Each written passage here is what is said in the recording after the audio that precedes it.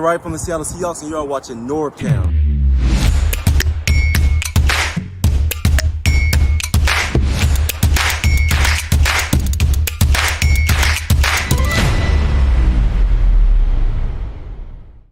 What's up, everybody? This is NorbCam coming at you, and welcome again to another episode of NorbChats, a brand new series where I interview interesting people from different professions and chat about what it's like doing what they do. So today we'll be talking with my good friend Brendan Jason.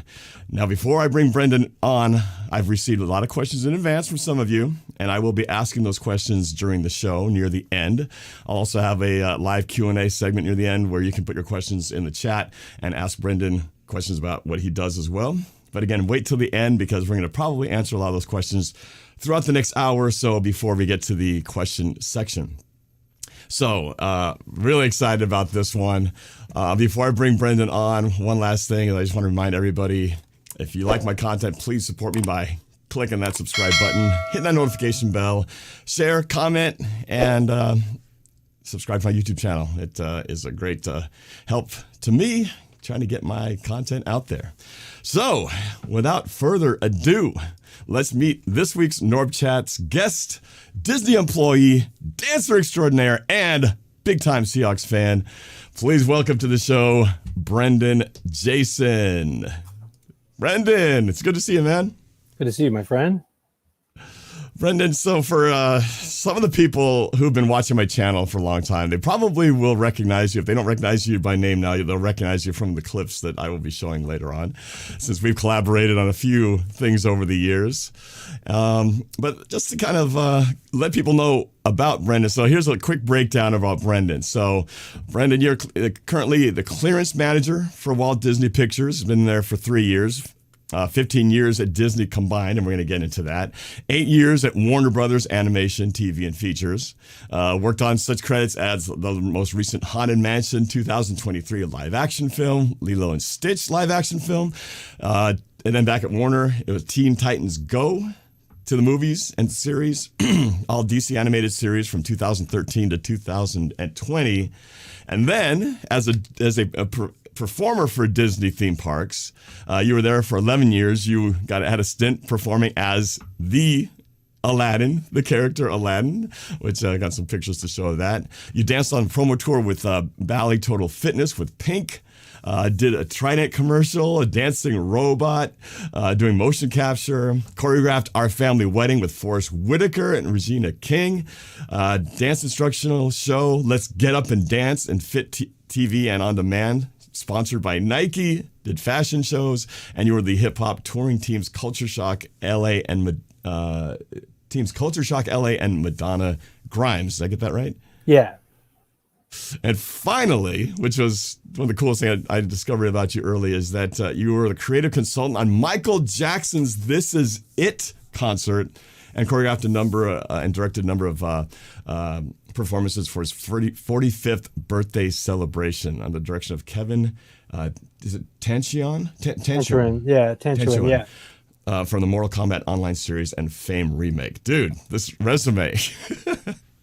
Where do we begin? But maybe we should start with just how you and I are connected. So it was funny, I was going back to our messenger thread of how long we've known each other, and I found it. It was like, goes all the way back to 2015, right after Super Bowl 49, after we lost that Super Bowl. And you reached out to me and just kind of said, appreciated all the videos and all that kind of stuff, and then realized we had this connection. This guy who lives down in California is a big Seahawks fan, Michael Jackson fan, Prince fan. I was like, this dude is like my brother from another mother right here.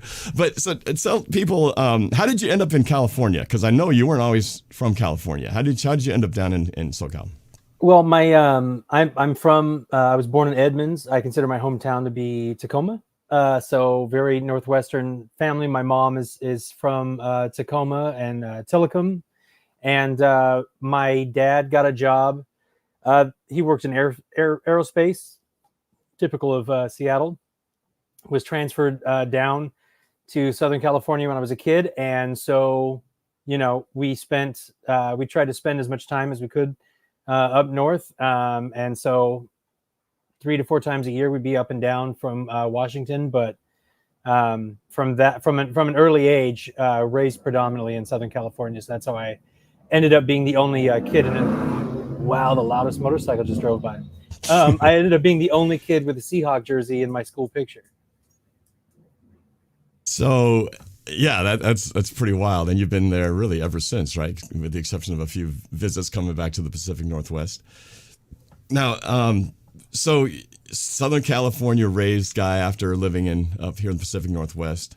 I guess which happened first? I mean, you've got dance, you've got the theme park background, and then you've got, and you still do dance, and now you're in the whole Disney movie aspect of clearances. So what kind of, obviously you kind of tackled different angles of the arts, but what got going first? Was it dance? Is that what kind of got you going in this whole entertainment business? Is that where you got your start? Professionally, it did. My initial, I love movies and comic books and cartoons, and so I loved very early on. The first couple of movies I saw in theaters were Star Trek II, The Wrath of Khan, and Return of the Jedi, and then Ghostbusters. Love those movies, man. Wrath of Khan, arguably the best Star Trek movie ever of the series. And then and then Return of the Jedi, and then Ghostbusters. And so from an early age, I was drawing stuff. I was making home movies and that sort of thing. My mother was heavily in the arts. She was an actress and an opera singer. And she went to PLU, and she was part of the choir of the West. She very successful.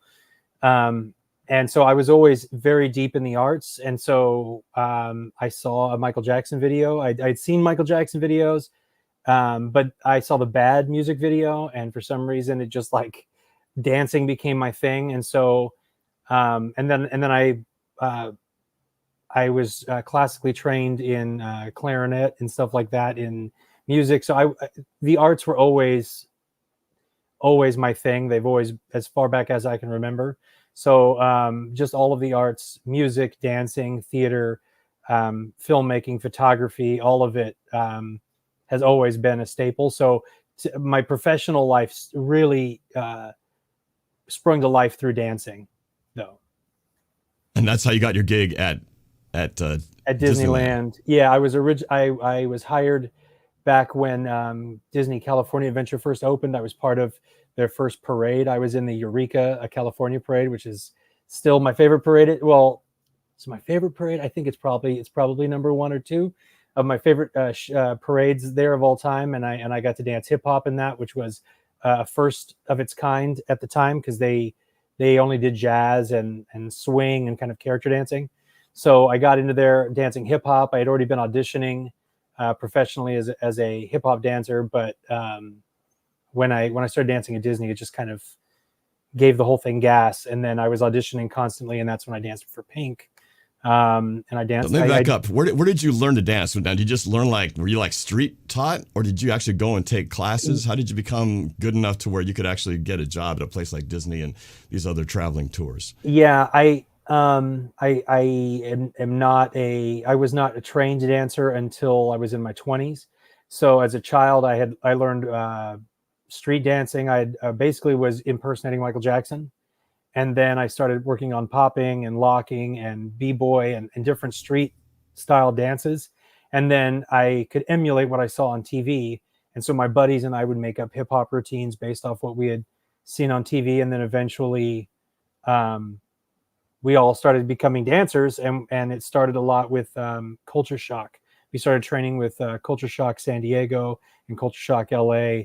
And what was Culture Shock? Culture Shock is an amazing.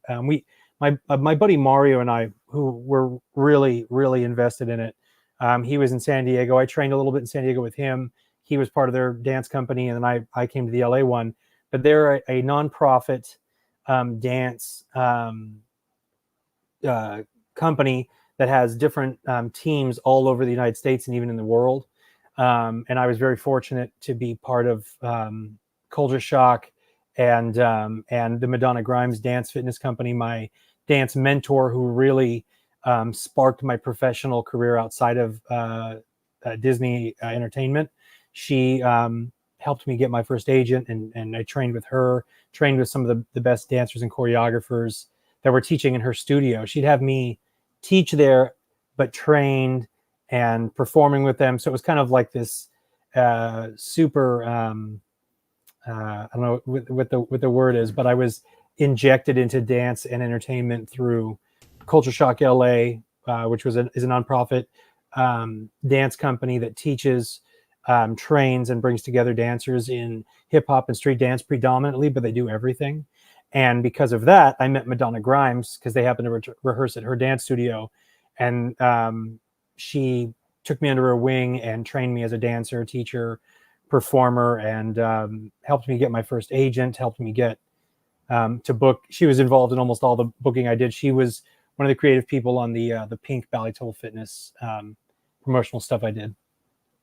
All right, so I want to pull, I got a few images and videos that I will be showing throughout this interview, but I want to start with just a few images.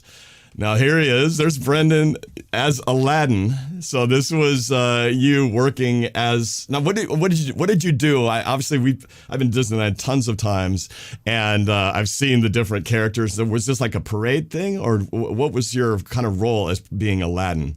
I was Aladdin in the nighttime water show Fantasmic at Disneyland. I was in it for about 5 years, I think. Yeah, I got to be Aladdin. He was my favorite Disney character. I loved him since the Aladdin movie came out, and I was, I think, in 8th grade or something, 7th grade, and I love the character. And in fact, my friend in this picture right here, Krista, she and I were hired at the same audition, and we're kind of let known that our expectations should be super low because we're not the type of people they typically hire there. And our goals in that first time we met, we both said we wanted to be Aladdin and Jasmine, and we were kind of like laughing about it. We were, two dumb kids, and then within probably 2 to 3 years, she and I were the Aladdin and Jasmine in the Fantasmic show, and it was pretty amazing. So you didn't dance; you actually were like performing dramatically as the character, right? And this is what makes this Fantasmic show a little special for me as well, because when you watch Fantasmic, there's different parts to the show, and I really, really loved certain elements. I love Aladdin, so at the character bonanza at the end, extravaganza, I always in my head was like, oh, I want to be Aladdin. Then there's this section where there's a pirate ship, and Wendy fights these pirates on the back of the boat, and Peter Pan is flying around, all that stuff. And then my other favorite was there's these dancing monkeys that do kind of a Afro hip hop inspired dance number, and it's really, really fun. And in Fantasmic, you are cast in multiple parts for each show. So in a show, you could be anywhere from 1 to 3 or 4 different parts in the show as it's happening. You literally run to the next outfit, have stuff under. So I was very spoiled and got to have like the perfect part. I was Aladdin. I was one of the pirates. I got to fight Wendy on the back of the boat. I lost every time. It's terrible losing to like a 12-year-old, but I fought Wendy every night on the back of the ship as a pirate. And then I got to be one of the dancing monkeys, which was just an absolute cool So you routine. did get to dance a little as well. Yeah, so I got to dance, got to be fighting as a pirate. What a cool, yeah. And as Aladdin, gig. we had to do a ribbon routine from the side of the boat, but it wasn't really major. But if you messed up on it, you got written up. But yeah, I got to dance. I had the best part of all time. That's to me, that's the best. That's easily the best part I ever had at Disneyland. Dancing. It was just incredible. Got to do everything I wanted. That's awesome. All right, I'm gonna show another clip here. It's actually a kind of a highlight reel of your Disney experience, set, I believe, to Michael Jackson, which we're gonna get to in a second, singing "When You Wish Upon a Star." So here's from his Facebook page, Brendan Jason, a little tribute to Disneyland and his experience there. You wish upon a star, makes no difference who you are. Anything your heart desires can come to you. If your heart is in your dream, no request is too extreme. When you wish upon a star as dreamers do.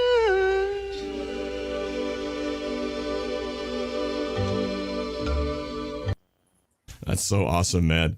Now, there's a lot of, obviously, we could spend the entire time just talking about your Disney experience, but, and I see you got your wife flashed in there a little bit. You got Joe, and then your daughter Taylor in there, and a bunch of other friends, obviously. But since we're going to move on to some other chapters as well, what's like your favorite story during your time as a performer at Disneyland? Do you have like a favorite anecdote, or just kind of like, you know, something that you want to share that people who, like me, only see the front view of all these cool things, and you're the behind the scenes guy who knows what's happening? What can you share about one of your interesting stories working at Disney as a performer? I have so many that I don't even, I'm at a loss for words. However, what I can say is that it was okay. I do have a favorite story. I lied. I have one, and it's about Aladdin, and it's about Fantasmic, so this makes it work. So my mother would come every once in a while to see me perform at a show at Disney when I was new in the show. So there was a point where my mom came and watched Fantasmic, and she said next to her there was a mom and her son, and they were Persian or Indian, something of, you know, of that area of the world. And this little boy had come from another country, and all he wanted to see was Aladdin. That's all he cared about. And he didn't know if Aladdin was in the show, and he was like begging his mom, like, you know, is Aladdin in the show? You know, I hope Aladdin's in it. I really hope. And my mom said to the little boy, she goes, I can promise you Aladdin's going to be in the show. And she goes, in fact, he's going to wave at just you. And the mom was just like, oh my God, lady, I don't know who you are, but you're promising something here. And I knew where my mom was sitting. So that's why she had said that. So she told me exactly where she'd be sitting, so that in the finale on the Mark Twain boat where we're waving off the side of it and doing this routine, I looked straight at her, and I pointed and I waved at her, and that little boy thought it was for him. And it was like, I guess he lost his mind after that. And it was like mom was like, oh my God, how'd you know? She goes, oh, it's my son. But it was stuff like that is what made Disneyland extremely special, because people from all over the world were coming, and this little boy wanted to see his favorite guy, and he did. And it was like, that's the stuff that makes it extra special. Having worked there all these years, I always wonder, if you go to a place like Disneyland and work, does it take away the magic? Just like working in the movies, right? Because now you know how the stew is made and everything. Does it affect your ability to sort of look at it as the still magical, happiest place on earth? Or does it make you appreciate it even more, having actually worked as an employee there? How does that work for you? I think that, and it may not be this way at all theme parks, but I do like when I do go somewhere, I do appreciate how many people at this moment, at this second, you're walking into a theme park, how many people in a 10, 15 foot radius, everything they're doing is for you. Everything they're doing is to entertain you, to provide you and your family an experience. They don't know you. They will never know you. But they are there for you. And at Disney, especially when I go to Disneyland or California Adventure, I totally am appreciative of everything. So every company has its issues. Every facade has something behind it. And while I was at Disney, I was like an angry 23-year-old dancer, like trying to make the dream happen and make stuff happen. And, so like now, as much older as I am now, I look back and go, man, I really wish I had just appreciated more of it. Because now I look back and I really do. So I never, whenever I walk into a theme park, I'm grateful always, because everybody's doing so much for you and they don't even know you, and they're doing everything they can to make your day special. That's pretty cool. Well, I always felt, I've gone to Disneyland a bunch. I've been to Disney World. In fact, we'll be going there in January in just a couple of weeks with my buddies. What? See, I want to go. I got to meet you there. I've worked for them, and I haven't even been to Disney World in like a decade. I'm dying to go on that Tron light cycle ride. I know that's brand new, so I'm going to try that for the first time. But I've always felt like, the last time I went there, I went and got to go to both Disney World as well as Universal Studios. And when you go back to back, you definitely get that feeling. You can't help but compare the experiences. And I was like, man, I went to Disney World first and then to Universal Studios. And afterwards, I was like, Disney World and Disneyland, they just got that thing. I don't know what it is, but every little detail is just a step up. And while Universal Studios has got great stuff too, it just didn't quite have that same magic. There truly is a magic, and it could just be as small as like when you go to the bathroom in the Star Wars galaxy, right? Mm-hmm. The music and even in the bathroom, the writing is in galactic font with music that sounds like it should be from there and not just some pop music from a local hip hop station, right? So all those little details make such a big difference. And that's what I've always appreciated, that they sweat the small stuff. And when you're a kid or even as an adult, and with movies for that matter, right? You're in the movie business. I'm in the video production business. We all kind of look at these details. You put out a feature film, my friend, that was your movie. That's a legacy of. There's nothing but jealousy on this side of the computer for that, because I think that's awesome. Well, yeah, that's a whole nother story by itself someday. But but it's all about details, especially in filmmaking. If you really sweat it, you have to, because if you don't, that's where the things fall apart. But that's one thing I thought Disney's always been really good at, is just the details that they have, and it makes that whole experience magical. Yeah, I used to dance at Universal Studios out here in California and Hollywood as well, and so I've been. They're different. They're definitely different. But there is always something extra at Disney that just is that extra ump. And I think it's found, like you said, in the details, to where another theme park, a competitor, it's hard to figure out what detail or what combination of details make it just feel different. How come the air is different here? And so, I don't know what it is, but I'm biased, obviously, but I do love Universal Studios and all the different theme parks. But I'm bought and paid for at this point. They own me. I'm a Disney guy. So. All right, I want to go through a few more pictures here before I step to the next chapter. So, and we will talk a little Seahawks as well. There's you with Pete Carroll. Pretty cool. Pete looks a little younger and fresher here, and great. And I drove right there from Disneyland. I got off the parade route. Had to change on the tram to my locker and hauled ass to get out of there so I could try to meet Pete Carroll. There's a whole story with that. So, that must have been in his early, like when he first got there, because you're wearing that green that was like the late 2010s period, and he looks like he's fresh out of USC. Is my feel here. This is him, his book signing for his book Win Forever. Yeah, he had just signed his contract. It was fresh, like he was. I don't even know if he had started making decisions yet about the Seahawks. And he was signing his book maybe 15 minutes south of Disneyland. And I love the green, and so I wore my my Lofa Tatupu down there, and because he was an SC guy, so I knew that he would react to the Lofa jersey. And yeah, man, I even wore green Nikes, but and that's not even action green. That's that other alternate green that they came out with way before they came out with the action green that came out like 2000 whatever 13 or 14 or whatever that was. Yeah, but that's old school green, late 2000s green right there. Let me see. I'm gonna keep going here. So this is gonna we should talk a little bit about this. I said in my little description, I said, this guy, Brendan, besides being a dancer and besides working for Aladdin, probably has more jerseys than any of you guys out there. This is just a sample of the number of jerseys that you have, and I know you've got even more. How many would you say do you have? How many do you have in your collection, man? I have about 35, I believe. I've lost count at this point because I don't have these all with me, because I used to bring them out. at least once or twice a year, and then go through what I was planning on wearing that season. I'd count them out.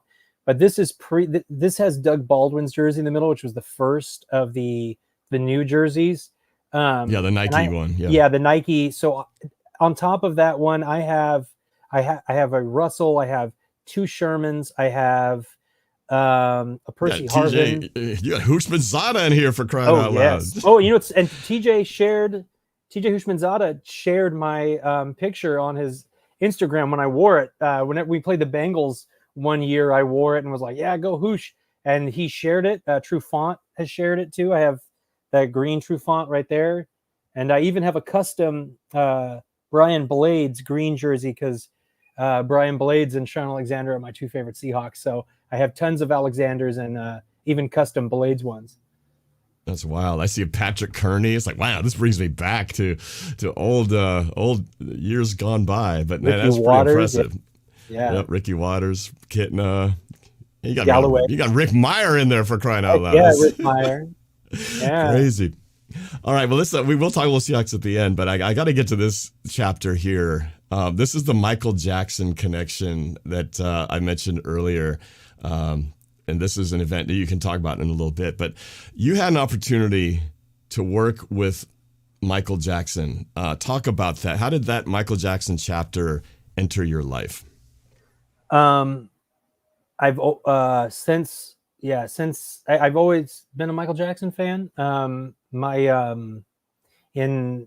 I was a kid, when the Bad video was released, it blew my mind. I had never seen anything that rad before. Like, I was just so blown away by it that I started, kind of like mimicking his moves. And Michael had been around for a while. Obviously, Thriller had come and gone. It was all that, but it was the Bad video. And as I grew up, 1987, 1987, yeah, when that dropped. And I eventually just in school and stuff got known as the Michael Jackson guy, and I could just dance like Michael Jackson. And so then I started doing talent shows, and then they would become like full on production numbers in high school and junior high. We had productions and smoke and set dressing and characters and a story, and it became that kind of a deal. So as I got older, I had been contacted by a Michael Jackson fan group that Michael was involved with called Michael Jackson News International. It's not around anymore, but it was the MJNI. And they reached out to me and said, "Hey, we'd love you to come and perform these numbers that we've seen you do." And this was pre-YouTube, this was pre-internet, so this was not something that commonly happened. And so me and my buddies from high school. Were you living when you were doing all these performances at school, doing Michael Jackson imitations? Was this while you were in Washington, or you were in SoCal by this time? I was in Southern California by this point. Okay. Yeah, I was in Upland High School and Upland Junior High. And they reached out to me and said they'd love to have me come perform at this event they had every year called MJ Day. And so MJ Day 99, I was invited to perform. We went in, they sent all the stuff to Michael. Michael was very good friends with the head of the fan club, MJ and I. And so from that, I started getting, just kind of being pulled into things, getting pulled into circles, being pulled into events, things like that. And then I got invited in Michael Jackson's house. And so I went to Neverland, and it was just, like the weirdest and most awesome thing of all time. And then Michael called me. I met Michael's choreographer, Lavelle Smith Jr., whose birthday was just the other day. And then from there, I started assisting different people and meeting different people and just kind of being pulled into circles to where I was assisting Lavelle on jobs he was doing, including working with Chris Brown on the Thriller event for the World Music Awards. I helped him a little bit with some Beyonce stuff. I assisted him in Jermaine Jackson's tour eventually. But so because of that, I just kind of got pulled into things. And then my ideas, because I would say my ideas because I was hoping somebody would listen, and Lavelle and got Michael's ear. And that's when Michael came down to Southern California, and myself, Lavelle Smith. Eventually I brought in one of Michael's older dancers from previous years. He hadn't worked with him for a few years, Eddie Garcia, who was a choreographer for Jennifer Lopez, and he worked with Janet Jackson as well.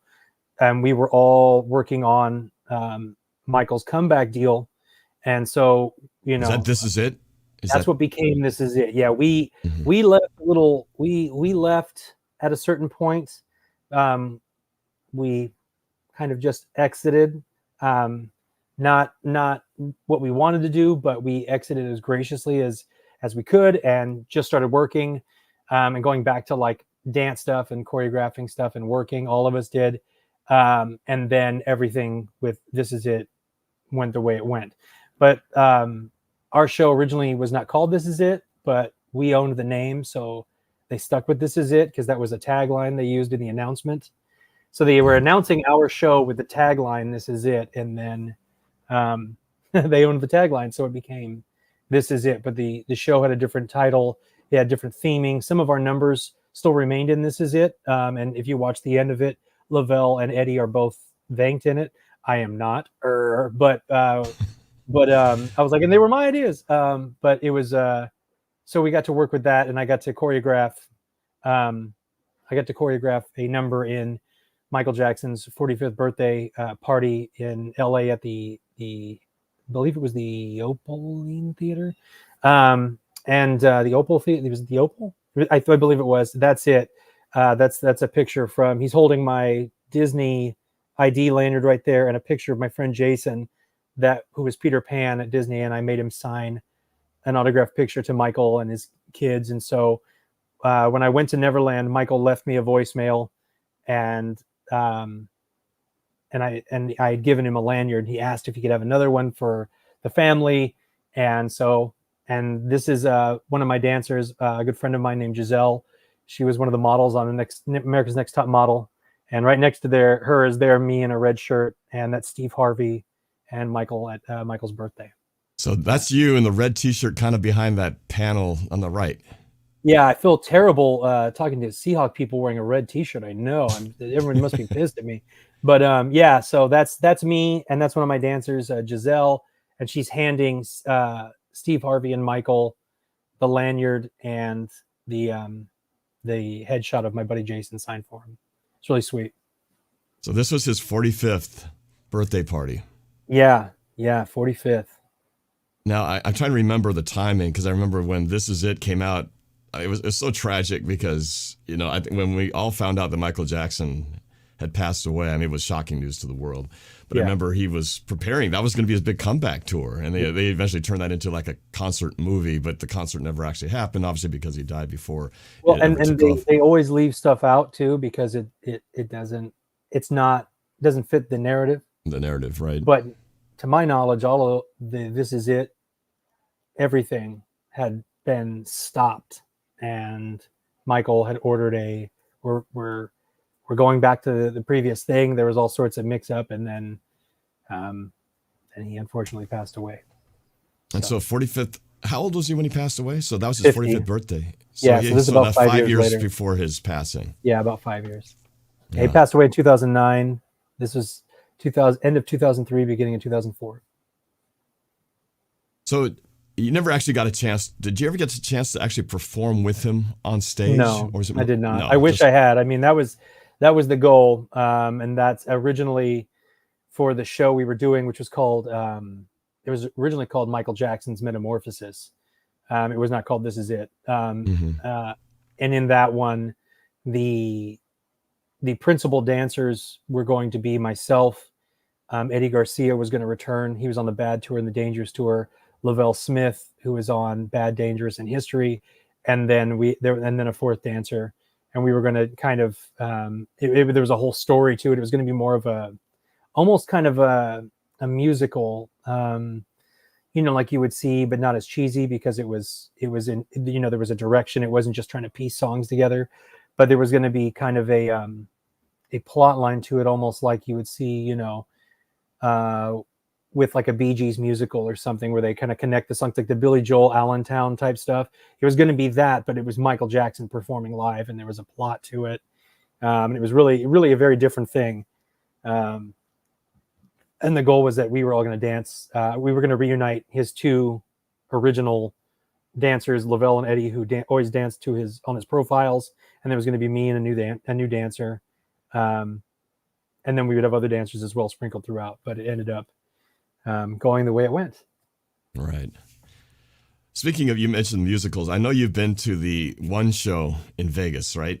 Yeah, I sure have. And have you seen the new traveling Broadway show? They came to Seattle. I'm bummed I missed it. My buddy Mike actually got to go see it. But have you seen that show as well? I haven't seen MJ the musical. It's down here right now, actually, and a buddy of mine runs the scheduling at the Pantages, and I haven't even.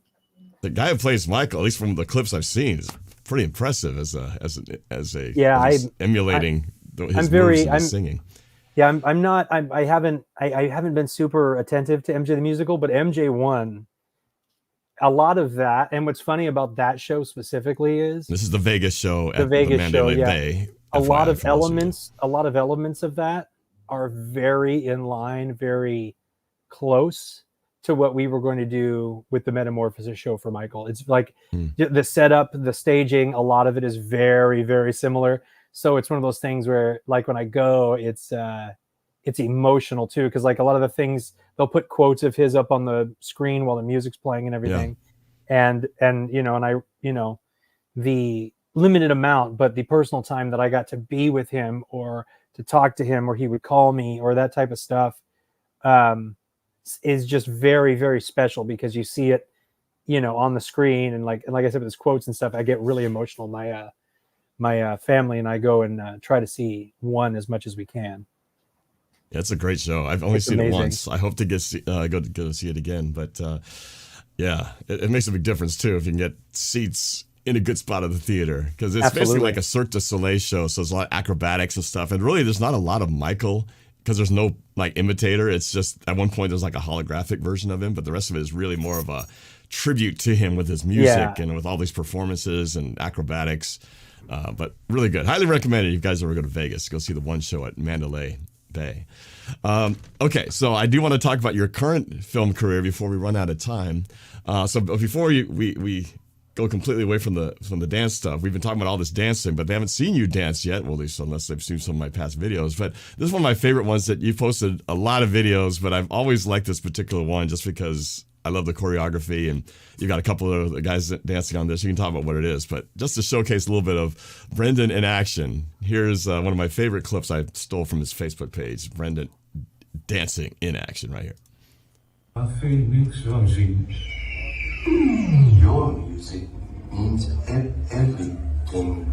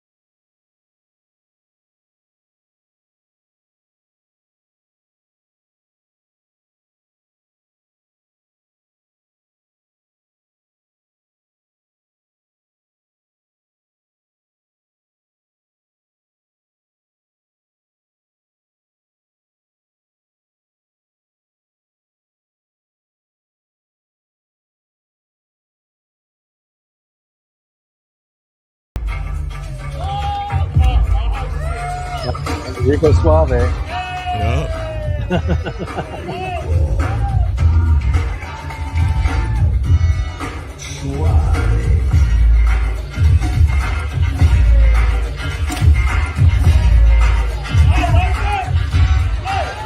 Guys, gotta let us play a little longer. So I want them to see your wife doing a little action coming up here.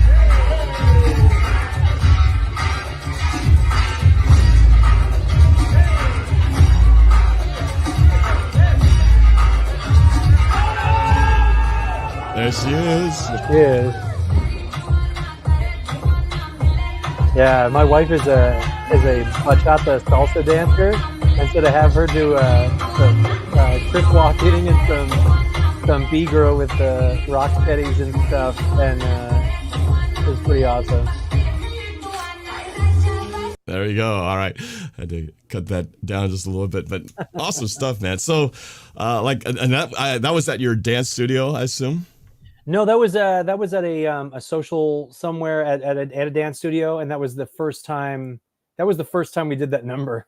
So it's funny because a lot of people specifically like that performance, but that was at somebody else's dance studio at a little mini social, and we were testing out the number before because we tour and we do different dance conventions and performances in different places. Like we're prepping right now for a show we're doing in Reno just after the new year, and that was the first time we performed that number. At a dance social. So there's three of you doing most of the choreography. Did you personally choreograph it, or was it kind of like a team thing?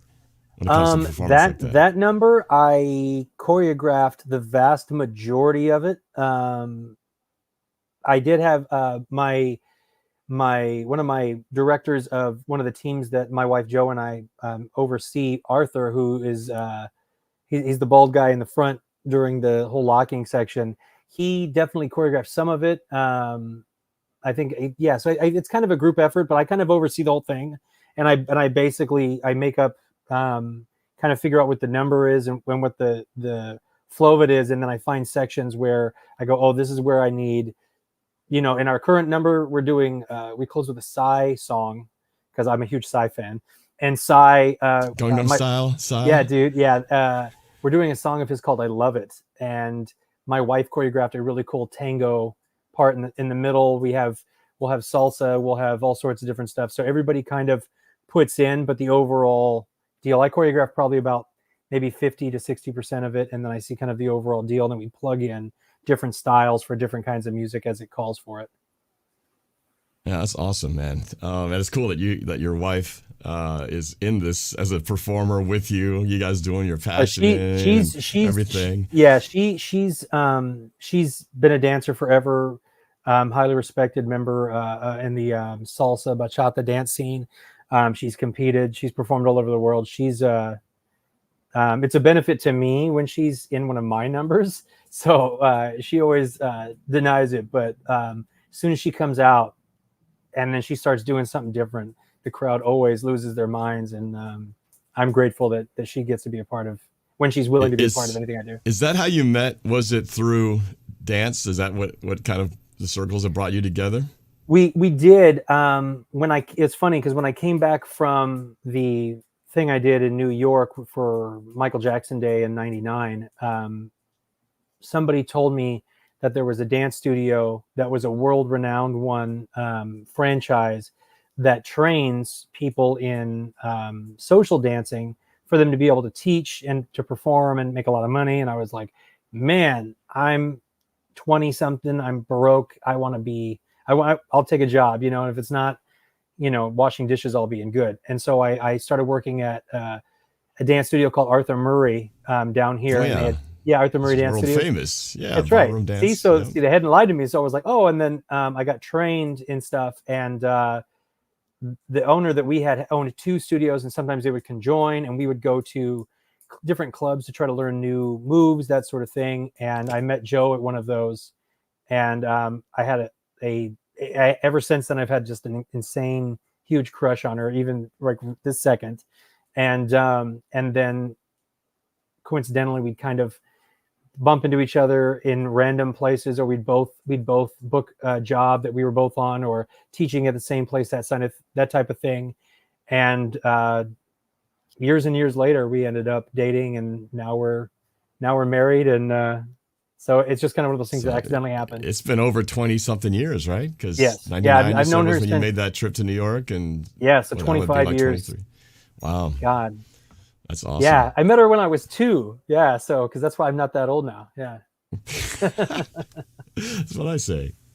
All right, so I got to give some time for you to talk about your current job at Disney. You were the Aladdin performer, but I want to talk about your current motion picture job. But before I do, I got to show at least a little bit of a NorbCam sample of some of the collaborations we've done since we've known each other really first started communicating back in 2015, right after that Super Bowl 49 loss.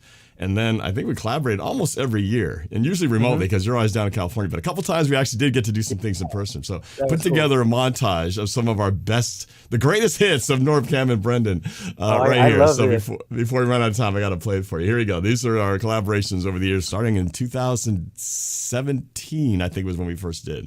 Right here with the prediction music video. We'll be NFC West champs. I want an NFC championship.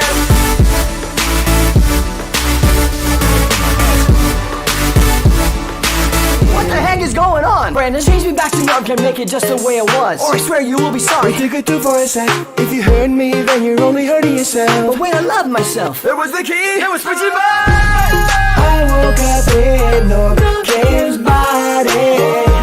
Somehow this day turned into Freaky Friday. I'm in Seattle and he's down in LA. I can't believe that it's Freaky Friday. They told me watch out for Russian green, he's really mean. Then he sacked my quarterback Jimmy G. That was not fun. People always told me beware of George Kittle. That's right, He's an oversized load. let's Hard to tackle. Hey, the 49ers Super Bowl hangover. What? got no receivers. I claim that their time is done. Oh no. NFC West, the unknown. NorbCam's record's out of whack. It's Russell Wilson who will get sacked. Jaguars hunt for their next meal.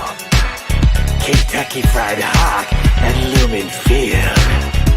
Cause when it comes to the coaching elite, Urban Meyer is better than Pete.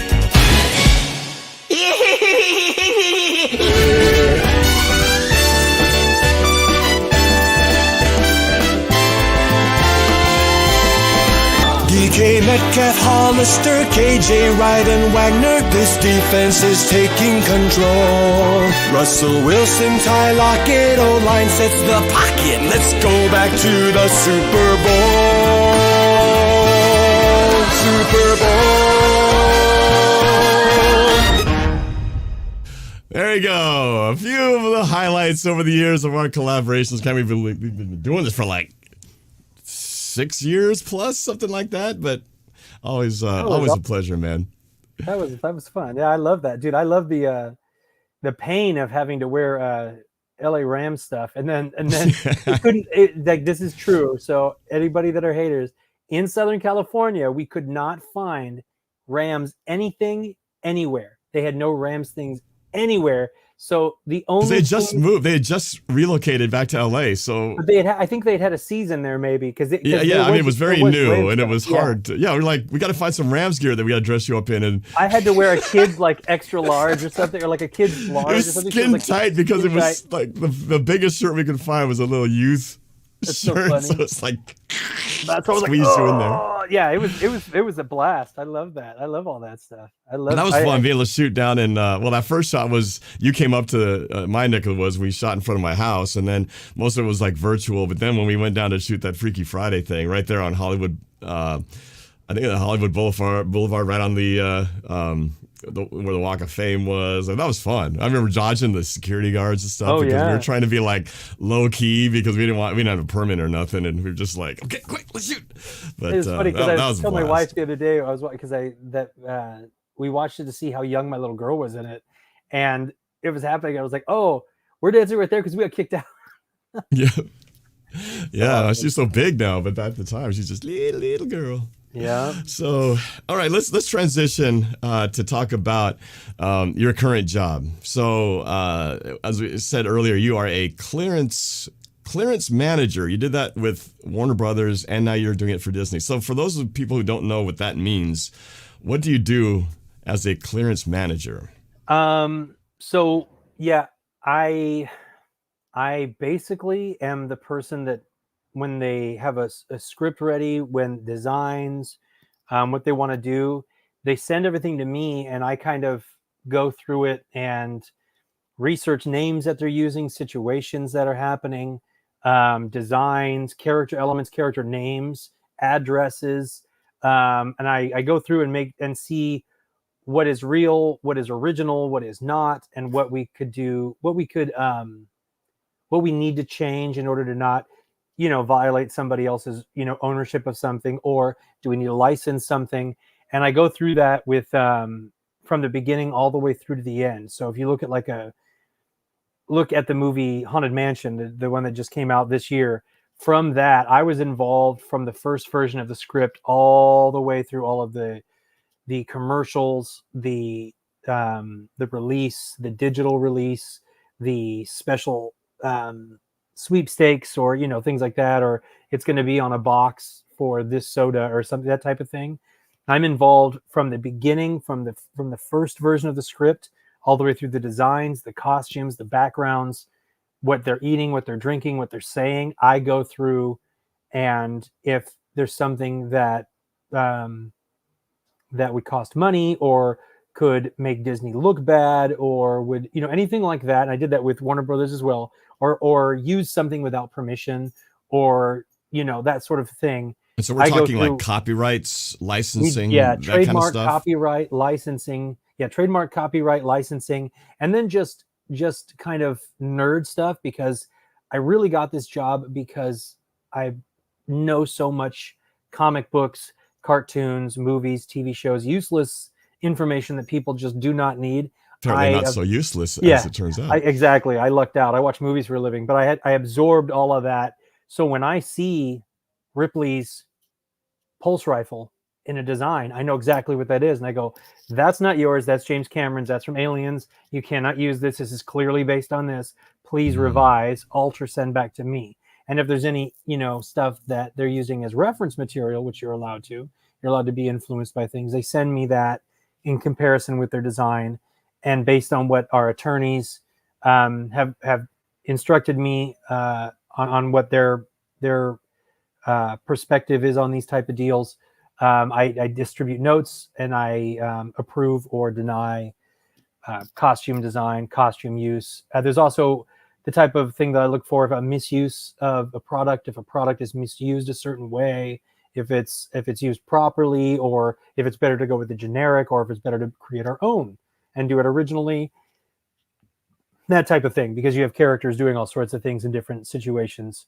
So how did you get that job? You just said you knew all this useless trivia or things about comic books and stuff like that. So how did you go from, you were performing at parks, you as you said, you're in your 20s, you were broke. At some point, you got this opportunity and you got through the front door. So how did you get this job? It's not like the kind of job where someone says, what I really want to do is I want to be a clearance manager, right? So how did you land into that? It seems like such an odd way you ended up there from what your path was looking like to there. Yeah, it was funny because I'd never heard of this job, because if I had known about it, I would have gone after it a long time ago, because the majority of what I do is not necessarily always legal stuff like licensing, that type of thing. A lot of the time it's input from when there's changes, or if somebody else has done something similarly, so you have to kind of alter it so they don't think that you're influenced by that, or so or a character doesn't work, so they come in, they bring me in and go, hey, what can we do? And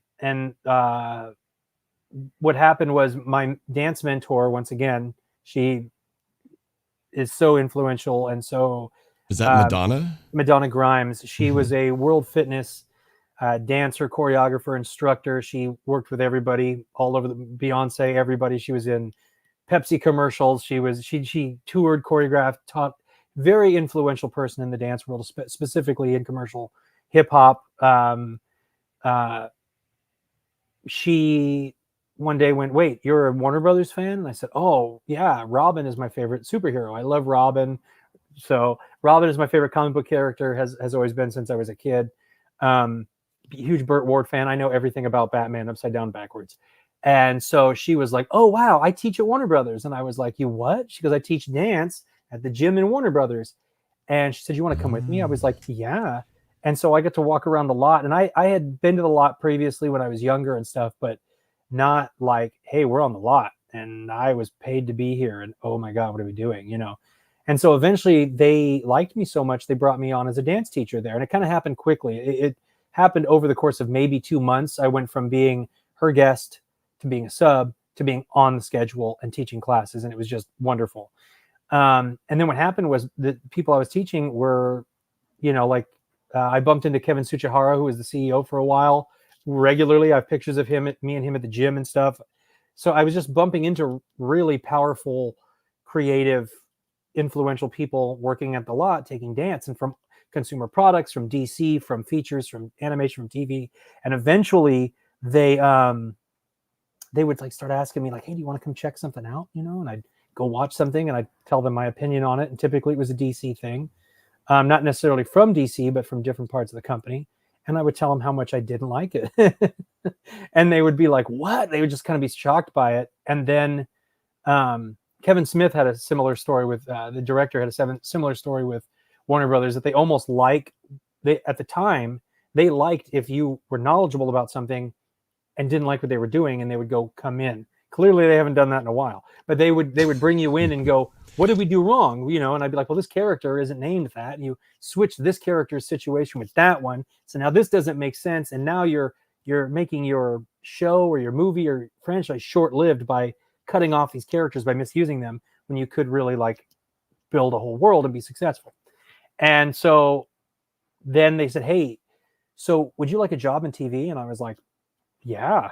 And they were like, specifically on the DC shows. And I was like, yeah. And they're like, because we work in legal clearance, which is a lot of the legal stuff. But the guy who was running it at the time, the head of TV legal, who I also owe just the world to, they brought me in because of my comic book knowledge. And then it also turned out they were going to do a TV series of Lethal Weapon. I know Lethal Weapon 1 through 4, top to bottom, backwards and forwards. I know Christmas Vacation like nobody's business. I know Batman comics. I know Superman. I know Wonder Woman. So what happened was I got really involved with like the Flash TV series, and I got really involved where they would hand me stacks of comics and go through and tell us every single time this character appears, or we need to ask DC for permission because in this episode of this show, this little kid is going to wear, Batman underoos, and we'd really like Batman, and we don't want to have to go from somewhere else. And we know that there's internal permissions and that type of stuff. So I call over, and then I became friends with the DC people. And then from there, the guy who was running animation clearance dropped out, and they brought me in. And so I got to run clearance on, being a Batman fan, every single Batman animated anything from 2014 to 2020, my name is on it. I got to work on Teen Titans Go. I got to work on Teen Titans Go to the movies, Teen Titans Go versus Teen Titans, DC Superhero Girls, Scooby-Doo, the Warner Brothers, Looney Tunes characters. It was an absolute dream to do all that. So I just kind of fell into it, and I just really worked hard to try to make it happen. And I was very, very fortunate to do that. And then there was a point where I was looking for upward movements. And unfortunately, at the time, the studio couldn't do that. So I found an opportunity somewhere else. And then from there, I got the offer from Disney to work in Walt Disney Features, just features, live action. And I had to take that one. And that's how I ended up here. And doing this similar kind of work. I got promoted. Yeah. So I got promoted to a higher position with a better financial situation and a better title, but overseeing now, instead of overseeing, an animated show or an animated movie, because I worked in live action and animation, but predominantly animation. And when it came to features, I only worked on animated features or movies that included animated elements. So I worked on Ready Player One. If you watch Ready Player One, I love that show. Yeah, I when I worked on Ready Player One, there's a shot of all these characters running out of an explosion, and I was involved because Spielberg's people called over and said, "Hey, we really want Marvin the Martian, but we don't want him animated. We want him 3-dimensional." So I had to go into our archive, which is cool. Also, is I got them the proper 3-dimensional character we had for Marvin the Martian we'd used on a previous project that we owned.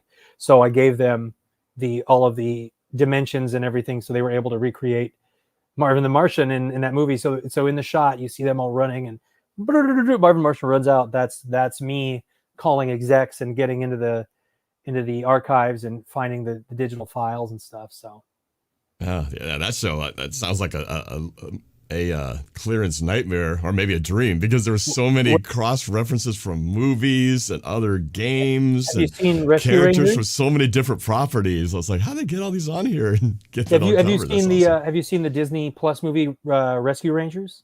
Not yet. Now that is a clearance nightmare, and I know because I worked on it, and it was Rescue awesome. Rangers. Okay, Yes. all right. Do you like Roger Rabbit? Who Framed Roger Rabbit? Yeah.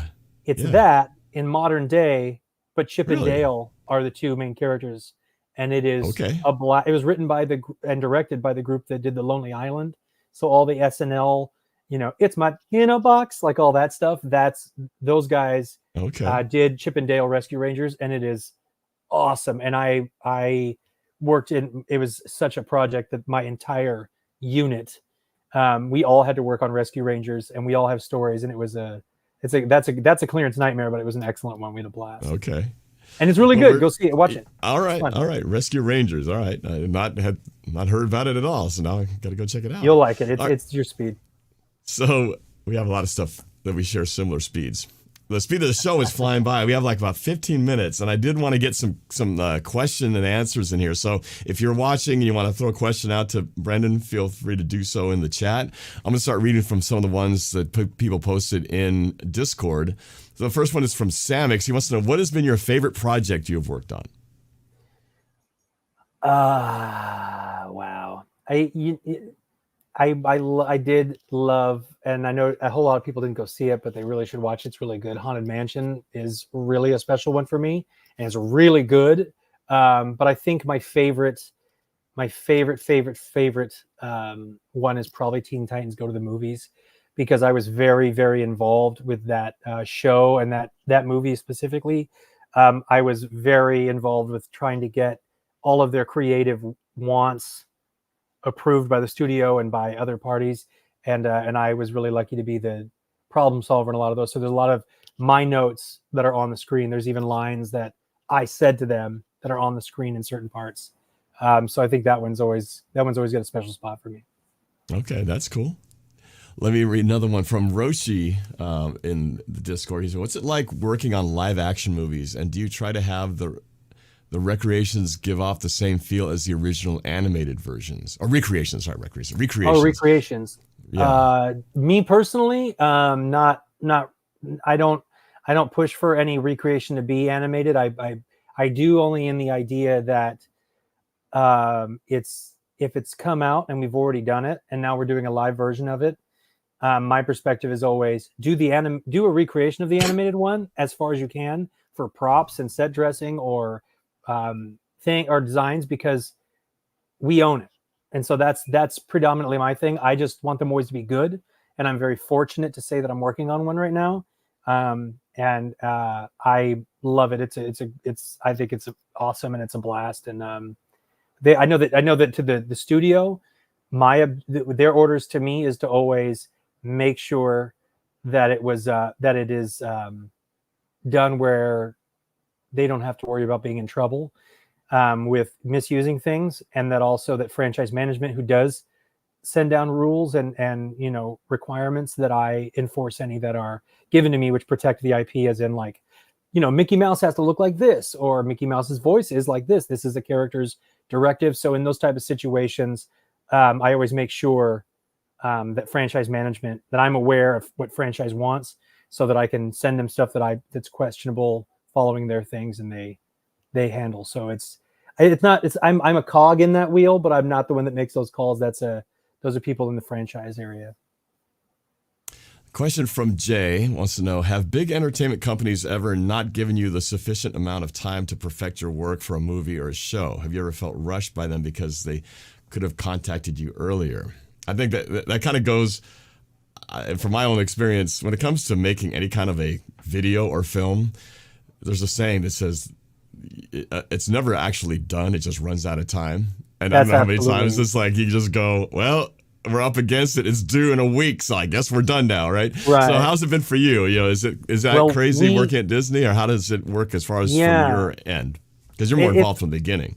Yeah, it's always a rush. It's always a mad rush, and it's because, and this is a testament to I think how Disney works specifically, and Warner Brothers had similar mindset of they want the creatives to be able to do what they want. So that means when the creative wakes up at 3 a.m. and goes, oh, I want it to be this character instead of this character, especially in a movie like Rescue Rangers, which you're going to watch because it's awesome and you're going to love.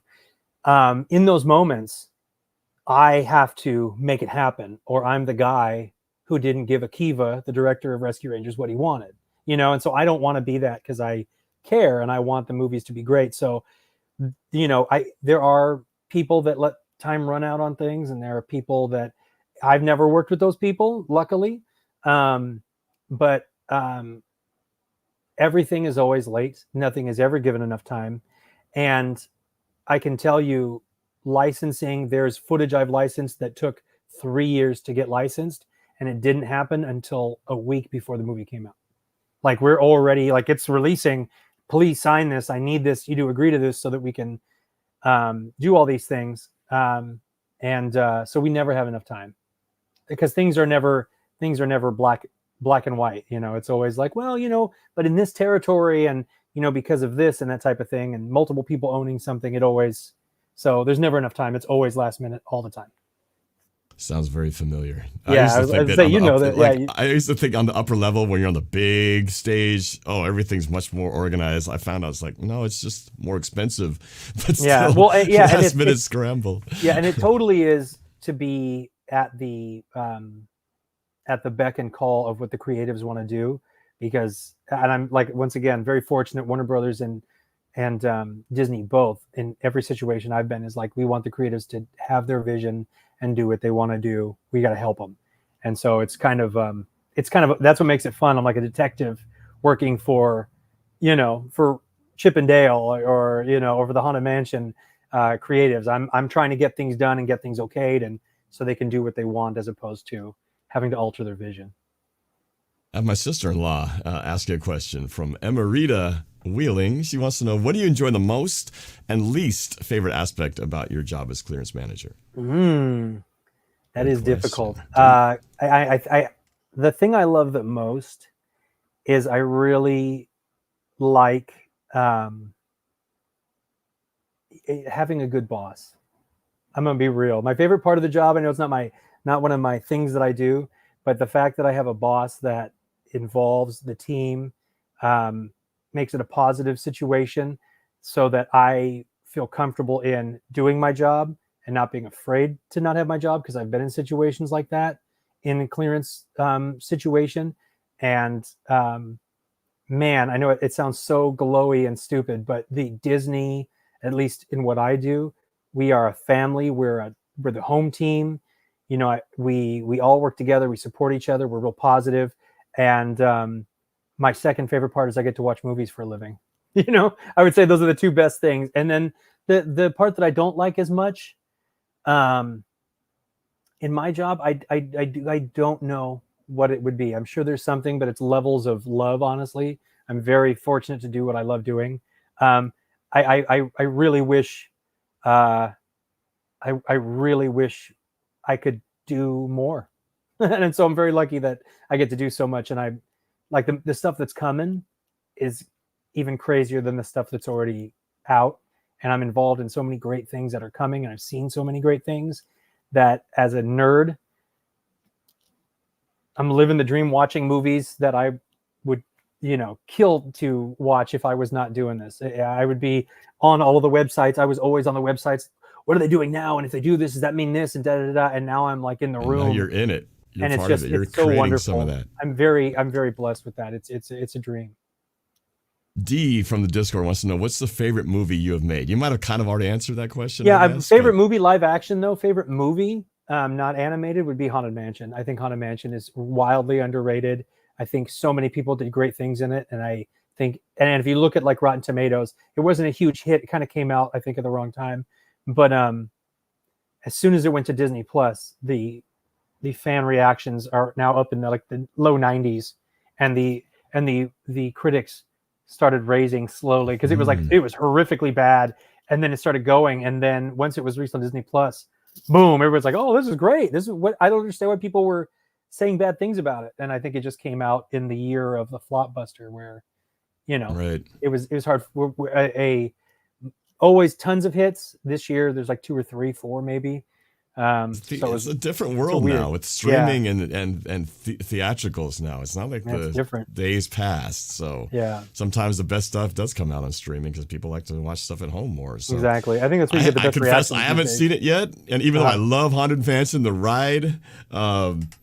And if you like the ride, it's funny. So. It's funny. Same thing. Everybody, oh man, you know, in this year and totally. But when they watch it, everyone goes, "Well, I thought this was really great. It's about something. It's not just." I'm like, I agree. It's a really good movie. So I think that's probably of my live action easily so far. That one's my favorite.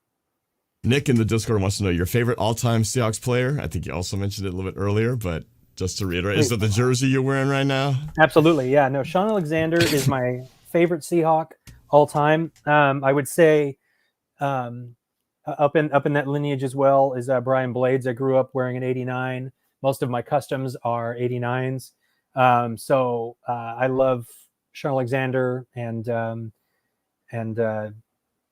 Brian Blades. Doug Baldwin was one of my favorite Seahawks. I think my favorite current Seahawk. Oh my goodness. I do want to buy a Michael Jackson jersey just because I like Michael Jackson and he's a good player. But right now, Jackson Smith and Jigba maybe my guy. So for this current Seahawks team, but yeah. So Sean Alexander is always number one. Yeah, definitely a special time. It's a shame he doesn't have a ring. That whole team from the 2000s.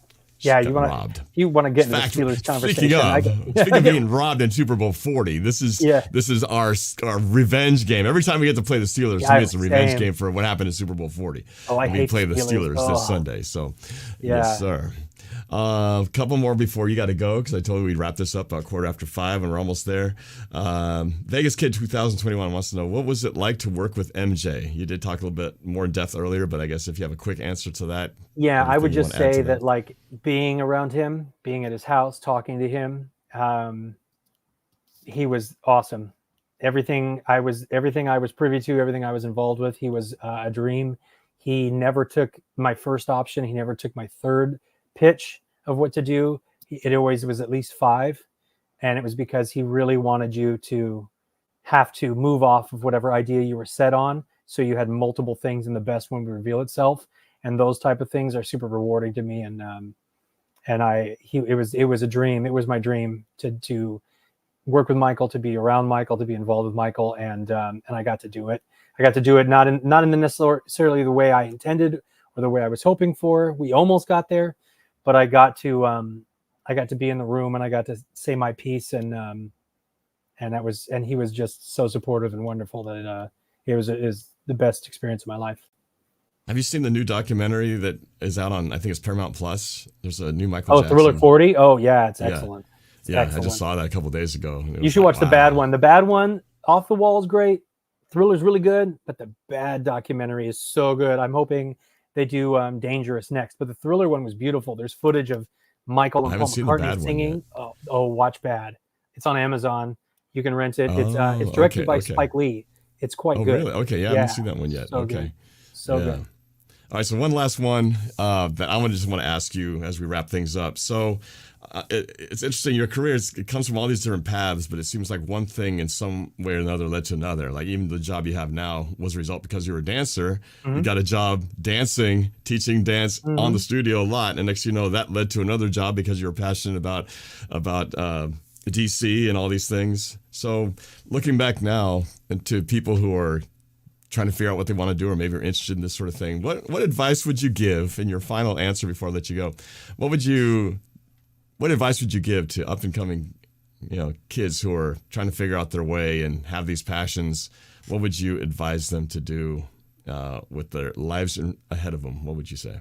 I would say to do kind of like what you did, Norb, and what I did, which is you love something, you love a certain craft, there's something special about it. Do it, and you're going to find a gazillion different elements to it that you're going to want to do, and you're going to want to be involved with, and you're going to want to read about, and you're going to want to study cameras, and you're going to want to, instead of just reading comics, can I watch the TV show? Yeah, why don't you come tell us what works and what doesn't work on the TV show? You know, being open to all elements of what you love, that's really where you're going to find success, because not everybody can be, you know, Christopher Nolan, but I've stood next to him and it's pretty cool. You know what I'm saying? Like I've gotten to be credited in great cartoons, great movies. Like if anybody watches Teen Titans Go, if you've wondered why Michael Jackson appears 3 or 4 times, you're looking at one of the reasons. And it's because you get to be in the room, you get to be creative. And I love Teen Titans. It was one of my first comic books in 1984. I was reading Titans, and Robin and Nightwing and Starfire and all these different characters meant so much to me. And there's a moment where you're dressed in a Mickey Mouse style character costume as Robin, and they're shooting at Warner Brothers with you as Robin in the behind the scenes documentary or special short on the Teen Titans Go to the Movies Blu-ray release. And you go, 14-year-old me is freaking out. And it's only because I was open to it. I loved what I loved. I knew my stuff, and I was open to the opportunities when they came. And when they came, I took them and I prepared myself to do that, you know. And I think that, you know, you and I've talked about this before, especially post-COVID and stuff, trying to find, for me, I know what my real niche is, even though I do all these things, but I'm really fortunate that they're all things I love. I'm never, you know, being asked to do something I hate. I don't like to do. And it's because I was open when the opportunities came. Hey, you dance. You want to come dance at your favorite spot? Yeah, come dance at Disneyland. I would be lying to you if in my interview they didn't go, you were a dancer at Disneyland? Oh yeah, I was there for 13 years, 12 years. Hey, that's pretty cool. And you know your stuff? Yeah. Oh, okay, cool. Maybe you can come work here. And then I get bridged. I just got my 15-year statue, and it just means so much. But it was only because if I loved it, I did it. I learned from it. I didn't learn, like, I went straight to the source. What do I want to do? I chased it, and I was open to the opportunities as they came. And I learned everything about everything around what I loved. If I liked a movie, I learned who made it, what did they use, why did they shoot it this way, what was the character development. I have, you know, boxes and boxes of DVDs, Blu-rays, so I could watch the special features and how they shot something on, you know. And now I know when they go, oh, we couldn't get this to be in the movie because we couldn't get it licensed or something. I know because that's what I do. And so I would just say, like what you like, let yourself like what you like, learn everything you can about it. When the opportunities arrive, much like you, Norm, you'll never have to work a day in your life if you love what you're doing. And I think that is really where I've thrived. And that's what I would say. I always tell people, like, I meet a kid and, you know, a kid goes, you know, says things like, oh, do you like Batman? Yeah. You know what? I liked Batman. I read all the comics. Everybody told me I was crazy. And now I work on Batman. And the kid is like, what? And I'm like, you can do anything. Be open to the opportunities.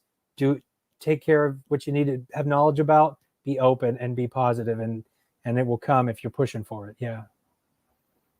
Pretty cool, man. Our special guest today on NorbChats, Brendan Jason, dancer, film clearance guy, Disney performer for so many years, and still a dancer in his own dance studio. Brendan, thank you, man. Appreciate it. Oh, and of course, big time Seahawks fan with lots and lots of jerseys. So, yes. Go Hawks.